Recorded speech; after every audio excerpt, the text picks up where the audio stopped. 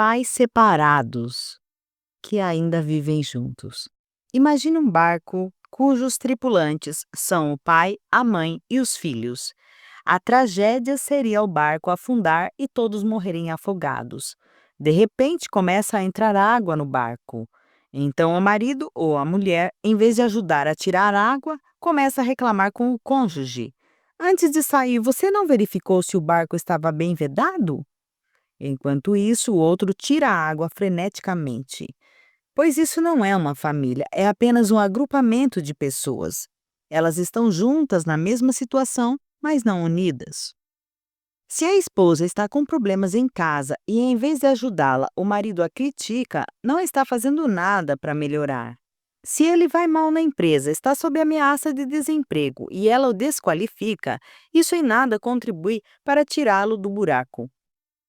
Quando o filho vai mal na escola, há pai que, em vez de ajudá-lo a superar as dificuldades, culpa a esposa. Se o filho lhe responde mal, em vez de pedir explicações ao filho, cobra da mulher. Tá vendo como está seu filho? Também você não para em casa.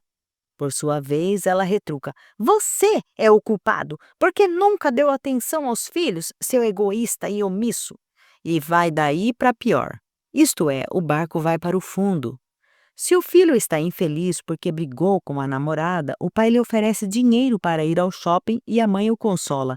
Não tem importância, mamãe te ama. E o filho continua infeliz.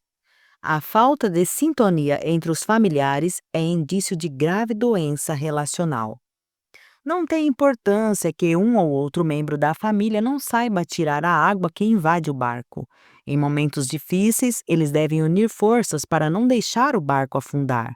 É essa atitude que faz uma família saudável.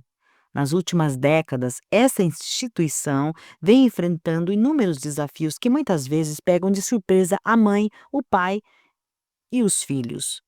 Atravessar tormentas sem afundar ou pelo menos evitar que os passageiros se afoguem exige maturidade da tripulação e uma forte motivação de somar forças de ajuda mútua. Separação dos pais. Os sinais de que o relacionamento vai mal aparecem muito antes de o casamento naufragar.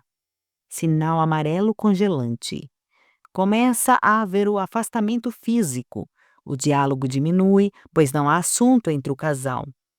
Nada mais é compartilhado entre eles. O que está mal, em vez de ser resolvido, é simplesmente jogado debaixo do tapete. A solicitude diminui. Um dos dois ou ambos não está mais disponível como antes. Não tem disposição nem disponibilidade para nada que se refira ao casal. Para de prestar atenção no outro. Nem percebe quando ele ou ela está aborrecido. Um está muito preocupado com uma reunião importante e o outro nem se interessa. Não dormiu a noite inteira, ficou de cama doente e o cônjuge não se importou. Se o casal pensa que os filhos nada percebem, está totalmente enganado, pois eles percebem e muito. Só não sabem o que fazer, mesmo querendo ajudar. Eles pisam em ovos. Sinal amarelo explosivo. Os cônjuges explodem por tudo e por nada, zerando a tolerância. Nada lhes agrada e qualquer tentativa de retratação é recebida com agressão. Fazem-se acusações mútuas e responsabilizam sempre o outro por tudo de ruim que acontece com a casa, as crianças e mesmo nos relacionamentos com a grande família. Sobram estilhaços para todos os lados e os mais atingidos são os filhos, que geralmente nada têm a ver com essa guerra. Os filhos pedem que os pais se acalmem, mas já começam a questionar o casal. Para que viver juntos se brigam a toda hora? Os pais devem procurar ao máximo não envolver os filhos. Se há algo que os pais não devem dizer é que estão juntos por causa dos filhos. Os filhos não têm a responsabilidade sobre o que acontece com o casal. Sinal amarelo congelante explosivo. Como cada cônjuge tem seu ritmo, pode acontecer de um deles estar congelando por desinteresse afetivo e o outro explodindo por não suportar a situação. Começam a surgir partidarismos dos filhos e manifestações de solidariedade e ou rejeição a cada um dos pais. Condenam quem explode e reclamam daquele que se cala. Sinal vermelho. A maioria das pessoas parece mais atraente que o cônjuge. Quando se deixa de gostar de alguém, é comum olhar outras pessoas e imaginar situações em intimidade com elas.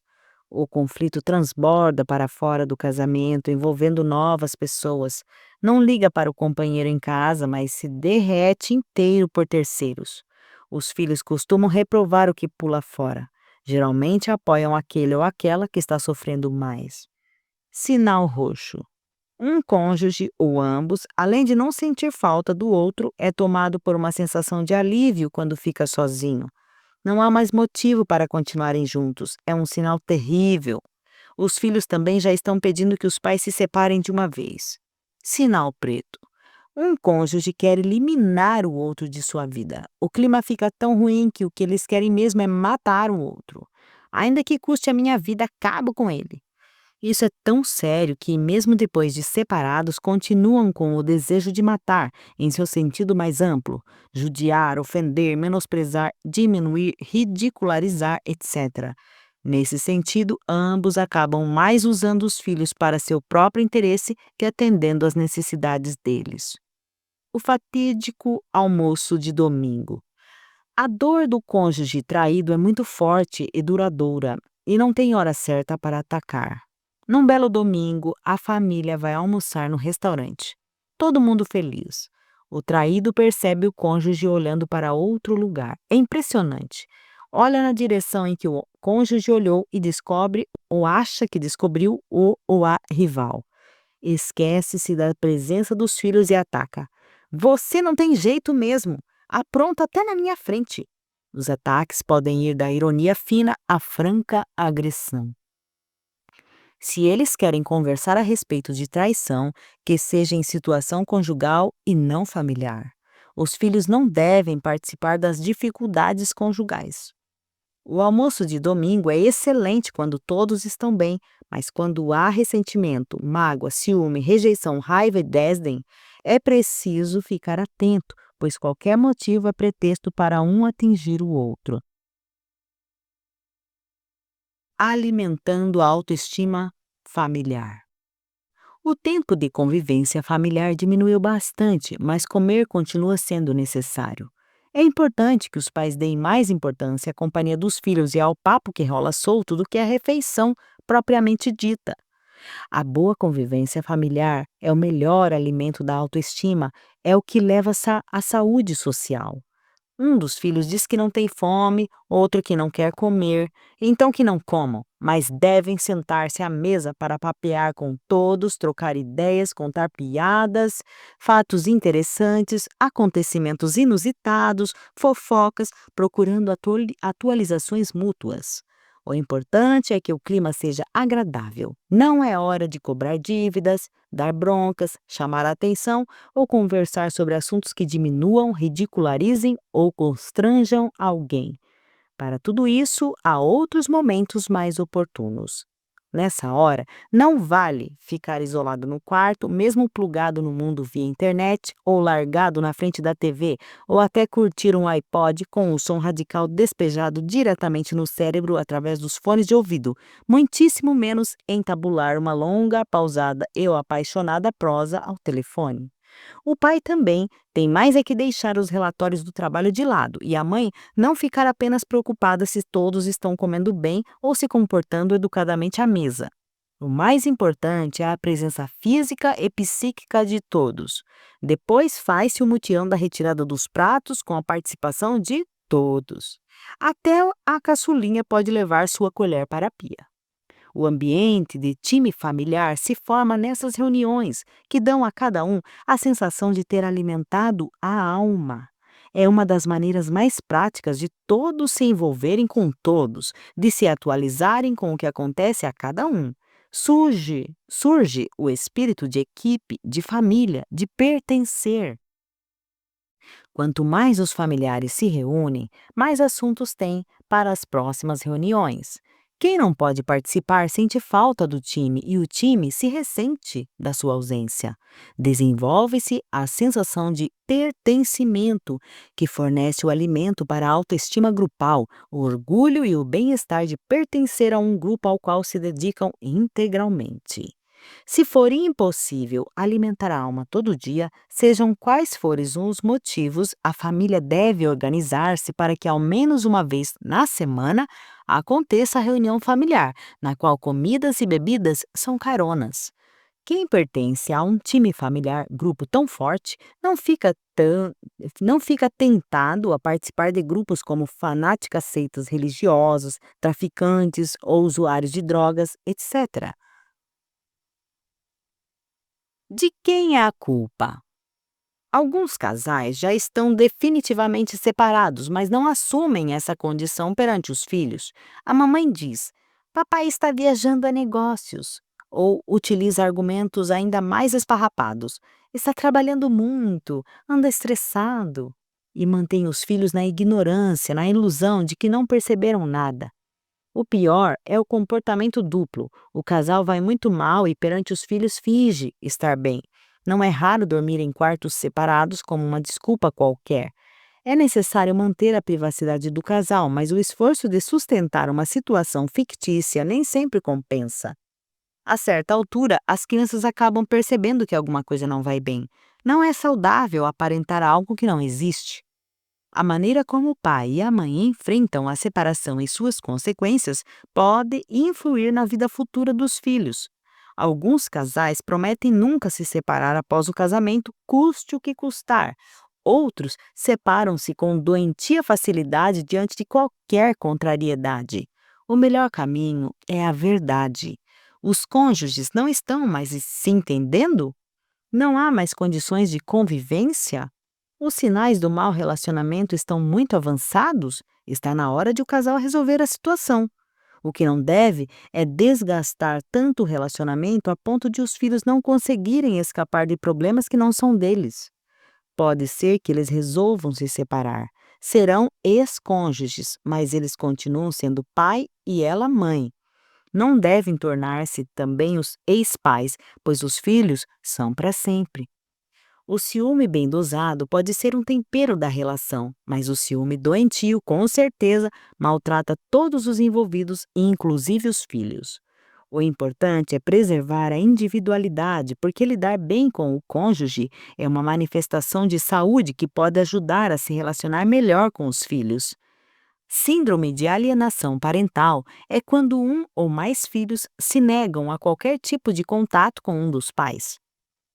Esta atitude é construída dentro da criança pelo outro, pai ou mãe, através de argumentos e acusações falsas para denegrirem a imagem do ex-parceiro. Conversa com os filhos. A separação de um casal sem filhos costuma ser mais simples do que a separação com filhos. O casal sofre, mas não envolve tanto outras pessoas. E além disso, nos dias de hoje, a separação de bens quase sempre já está prevista no contrato de casamento. Quando o casal tem filhos, a situação se complica. Inclusive, o distrato de casamento é rigorosamente julgado para que os filhos não sejam prejudicados. É preciso, ao conversar com eles sobre a separação, que os pais sigam algumas regras claras e compreensíveis em relação às questões básicas. Explicar o motivo da separação, sem entrar em muitos detalhes e nem em questões subjetivas. Informar quando e como será, informações práticas. Explicar o que acontecerá com eles, sem responsabilizá-los nem envolvê-los, estando, porém, abertos a ouvir seus desejos. Dar guarida a todos os sentimentos dos filhos. Responder a todas as perguntas pertinentes. Reforçar o fato de que os pais não serão ex-pai nem ex-mãe. O melhor momento para falar da separação com os filhos é depois de estar seriamente assumida pelo casal. Infelizmente, não é o que costuma acontecer. Geralmente, um dos cônjuges está secretamente envolvido com outra pessoa e vai saindo de casa aos poucos. Talvez o outro tenha percebido há tempos, mas, para não prejudicar os filhos, sofre calado. Contudo, há situações em que toda a família é surpreendida. Não há motivo para conversar com os filhos a cada momento sobre tudo o que acontece com o casal, se saíram juntos, se brigaram, se estão pensando em se separar, etc. Mesmo que sejam afetados, os filhos não devem viver a situação conjugal. Mesmo sem esconder fatos, é preciso poupá-los dos sinais amarelos, sejam congelantes, sejam explosivos. A melhor forma de comunicar é criar um momento de conversa do casal com todos os filhos. Isso evita que cada um receba a mesma notícia de maneira diferente, não só porque os pais podem realmente falar de conteúdos e formas distintas, mas também pelas diferenças de idade entre eles, o que leva a diferentes divagações, muitas vezes sofridas e desnecessárias. Nem sempre essa solução é possível, pois é difícil juntar pais já separados, sobretudo quando restam conflitos conjugais mal resolvidos. Se resolverem conversar separadamente com os filhos, devem tomar cuidado para não deixá-los na posição de árbitros ou de prêmios, sem acusar o cônjuge ausente, que não tem como se defender, nem mobilizar os filhos contra ele à medida que manifestam seus sofrimentos, maximizados ou não. Convém lembrar sempre que o filho, além de não sair fortalecido se um dos pais for massacrado, justa ou injustamente pelo outro, vai ficar inseguro e com maus sentimentos dentro de si. O melhor lugar para ter essa conversa é a própria casa, sem interrupções de nenhuma natureza. É importante reservar bastante tempo para que todos os filhos sejam ouvidos. Não se deve interromper o fluxo das emoções.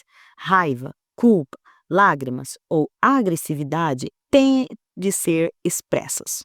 Os pais devem responder de forma clara, mas não fria, às perguntas, com o cuidado de delimitar o que é problema conjugal e o que diz respeito ao relacionamento entre pai e filhos e mãe e filhos. Teoricamente, os dois últimos não deveriam mudar. Por isso é preciso que aquele que for atingido de forma indevida tenha espaço para se manifestar. A ideia de conversar fora de casa pode não ser tão boa, pois em ambientes estranhos os filhos tendem a ficar pouco à vontade para expor seus sentimentos, pensamentos e sensações, ainda mais se for um lugar público. Não devem ser locais onde haja outros afazeres que concorram com a conversa, nem pessoas muito próximas. Um bom lugar são restaurantes. Às vezes, ao receber a notícia da separação, os filhos a aceitam sem reação, isto é, engolem o sapo. Digerido ou não, com o tempo, o sapo terá de ser eliminado. Então, podem surgir reações aparentemente inesperadas através de comportamentos que escapam ao controle, como queda no rendimento escolar, grande apatia, insônia, isolamento e até mesmo somatizações, como dores de cabeça, estômago ou de mau funcionamento intestinal. Tudo pode doer. É o corpo chorando as lágrimas que os olhos contiveram.